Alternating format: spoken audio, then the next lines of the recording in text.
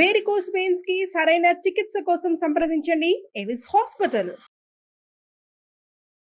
నమస్కారం, మీరు చూస్తుంది సుమన్ టీవీ. నేను మీ కీర్తి. నాతో పాటు ఉన్నారు ప్రముఖ ఆస్ట్రాలజర్ బ్రహ్మశ్రీ నందిబట్ల శ్రీహరి శర్మ గురుగారు. నమస్తే గురుగారు. వాగర్థావివ సంపృక్తౌ వాగర్థ ప్రతిపత్తయే జగతః పితరౌ వందే పార్వతీ పరమేశ్వరౌ.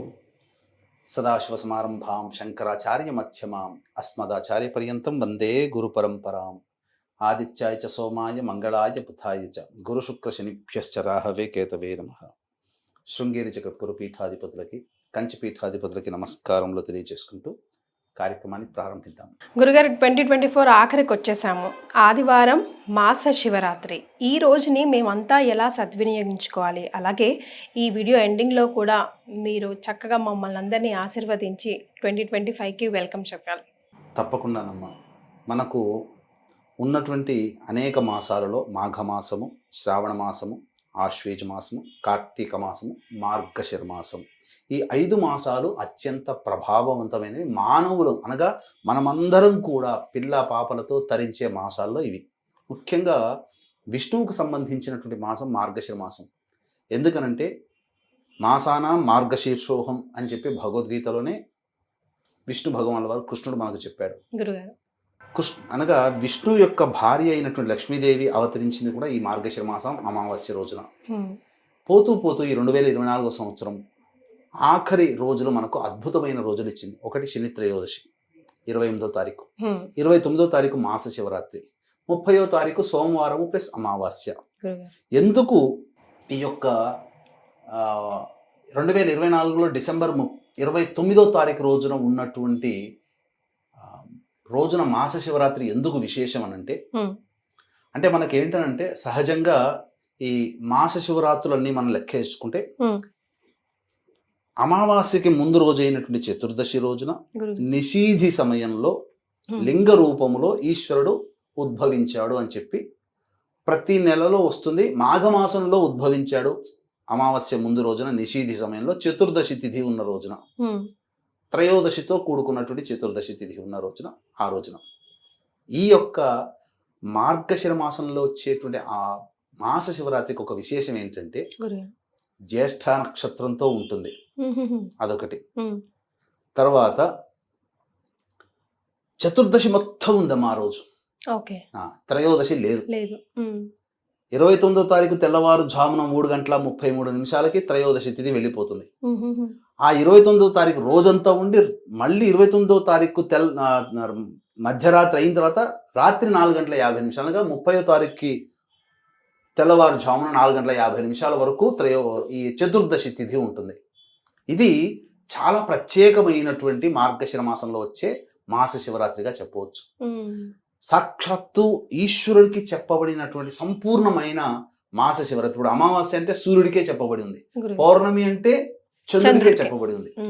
అట్లాగే ఏకాదశి అంటే విష్ణువుకు సంబంధించింది, మాస శివరాత్రి అంటే ఈశ్వరునికి సంబంధించింది. కానీ చతుర్దశి మొత్తం ఉన్నటువంటి రోజు నిషీధి సమయం వరకు కూడా, ప్రదోషకాల సమయం స్పర్శ, నిషీధి స్పర్శ, చతుర్దశి తిథి మనకు ఆ డిసెంబర్ 29వ తారీఖు రోజున మాత్రమే ఉందమ్మా. కాబట్టి ఆ రోజున ఈశ్వరుని ఎవరైతే ఆరాధన చేస్తారో వాళ్ళకి అద్భుతమైనటువంటి యోగాలు కలుగుతాయి. ఎందుకు అద్భుతం అన్నామంటే అన్ని వారాలలోకెల్లా ఆదివారానికి ఒకటి ప్రత్యేకత ఉంది. ఏంటంటే ఆదివారము కాలస్వరూపుడైనటువంటి సూర్యునికి సంబంధించినటువంటి వారం. పైగా ఈ కాలస్వరూపుల్లోనే మృత్యుంజయుడిగా పిలుచుకునేటువంటి యొక్క ఈశ్వరునికి సంబంధించినటువంటి తిథి రావడం, చతుర్దశి తిథి మాస శివరాత్రి రావడం విశేషం. కాబట్టి ఈ రోజునంతా కూడా కొన్ని నియమాల్ని పాటిస్తూ శివారాధన చేసినటువంటి మానవులకి సకల కష్టములు, క్లేశములు, దుఃఖములు, సమస్యలు, బాధలు ఇవన్నీ తొలగిపోతాయమ్మా. నన్ను నమ్మి నేను చెప్పినటువంటి పరిహారాన్ని ఎవరైతే కొంతమంది పాటిస్తారో ఆ కొంతమందికైనా ఖచ్చితంగా శివానుగ్రహం కలిగి తీరుతుంది అని చెప్పడంలో ఏమాత్రం సందేహం లేదమ్మా. చాలా సంతోషం గురుగారు. మరి ఎలాంటి పరిహారాలు పాటించాలంటారు? పరిహారాలు అన్నప్పుడు వీలైతే ఆదివారం రోజున పూర్తి ఉపవాసం ఉండమని ఏం చెప్పట్లేదు, సూర్యాస్తమయం వరకైనా కానీ ఉపవాసం ఉండే ప్రయత్నం చేయాలి. ఒకటి, మాంసాహారము, మద్యపానము, ధూమపానము ఇవి నిషేధము. బ్రహ్మచర్య వ్రతమును ఆచరించాలి. తర్వాత సూర్యోదయం కంటే ముందే లేచి కాలకృత్యాదులు తీర్చుకొని ఉదయిస్తున్నటువంటి సూర్యుడికి నమస్కారం చేసి సూర్యాష్టకం 6 సార్లు పారాయణం చేయాలి. గురుగారు. చేసిన తర్వాత శివాలయానికి చేరుకోవాలమ్మా. 9:30 నుంచి 9:34 నుంచి 11:11 వరకు కుంభలగ్నం ఉంటుంది. గురుగారు. ఆ కుంభలగ్నం చాలా విశేషమైనటువంటిది.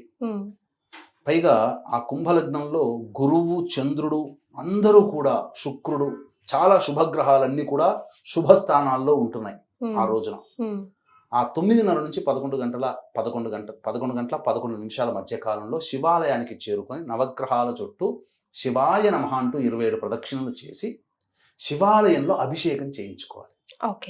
అభిషేకం చేయించుకొని సమస్తమైన ద్రవ్యాలు, పంచామృతాలు తీసుకోవచ్చు, మంచినీళ్ళు, ఏది ఈశ్వరునికి ఇష్టమో అన్ని ద్రవ్యాలతో, విభూతితోనైనా కానీ చేయవచ్చు, చెరుకు రసంతో చేయవచ్చు, పళ్ళ రసాలతో చేయవచ్చు. ఇవన్నీ అభిషేకాలు చేసి ఇంటికి వచ్చేయాలి. ఇంటికి వచ్చిన తర్వాత సాయంత్రం పూట కొన్ని 2 చిన్న పనులు గనక చేస్తే అపారమైనటువంటి దయ కలుగుతుంది. శివానుగ్రహము కోటి వంతులో ఆయన అనుగ్రహం కలిగిన దాంట్లో కోటి, ఒక భూమి మీద ఒక ఆయన అనుగ్రహం కలిగింది, ఆ అనుగ్రహంలో 10 కోట్ల వంతు మనము పొందినా మన తర్వాత తరాల వాళ్ళు శివానుగ్రహంతో చక్కగా ఆనందంగా జీవించడానికి మార్గం సుగమమవుతుంది. ఆ శివానుగ్రహం కోసమే మనం కొన్ని పనులు చేయక తప్పదు. శివాజ్ఞ లేనిదే చీమైనా పుట్టదు. కాబట్టి ఆ సాయంత్రం పూట 2 పరిహారాలు అంటే వీక్షించేటువంటి ప్రేక్షకులు కూడా గమనించాల్సిన అంశం ఏంటంటే, ఈ యొక్క 2024 పోతూ ఇంతకుముందు చెప్పుకున్నట్లుగా శని త్రయోదశి, మాస శివరాత్రి, సోమవారము ప్లస్ అమావాస్య, సోమవతి అమావాస్య, ఆ రోజున లక్ష్మీ అమ్మవారు జన్మించినటువంటి రోజు కూడా. కాబట్టి 12 రాశుల వారికి కూడాను శని త్రయోదశి రోజున, అనగా 2025లో శని మారుతున్నాడు కాబట్టి 12 రాశుల వారికి కూడా ఈ యొక్క శని ప్రభావం అనేటువంటిది ఉంటుంది. కాబట్టి శని దోష పరిహారార్థమై శనీశ్వర హోమములు, అఘోర పాశుపత మంత్ర హోమాలు, అలాగే ఈ సంబంధించినటువంటి వివాహం కాని అబ్బాయిలకి అమ్మాయిలకి సంబంధించి 28వ తారీఖు రోజున మధ్యాహ్నం 3 గంటలకు ప్రారంభమవుతుంది. 1 గంట వరకు నమోదు చేసుకోవచ్చు గోత్రనామాదులు. అలాగే వీటికి పర్ హెడ్ 1500. అలాగే సోమవారం అమావాస్య రోజున సమస్త శత్రు బాధలు తొలగడం కోసమే బగళాముఖి, ప్రత్యంగిర, ధూమవతి, లక్ష్మీ కమలాత్మిక జన్మించినటువంటి రోజు. దశమహావిద్యల్లో కమలాత్మికాదేవి 10వ విద్య. ఆ కమలాత్మిక హోమము అనేటువంటిది జరిపించడం జరుగుతుంది. వీటికి కూడా పర్ హెడ్ 1500.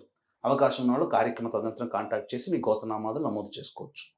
ఇక ఏంటా పరిహారం అని అంటేనమ్మా, ప్రతిరోజు కూడా ఒక రాహుకాలం ఉంటుంది కదమ్మా. ఆదివారం నాడు ఉన్నటువంటి రాహుకాలము చాలా ప్రత్యేకమైంది, చాలా శక్తివంతమైనటువంటిది. ఉగ్ర రూపాన్ని పొందినటువంటి నరసింహమూర్తిని శాంతింప చేయడం కోసం అంతరిక్షంలో హోరాహోరీగా ఈశ్వరుడు శరభేశ్వర రూపాన్ని సంతరించుకొని అతని యొక్క దుష్ట శక్తిని నిర్మూలించాడు.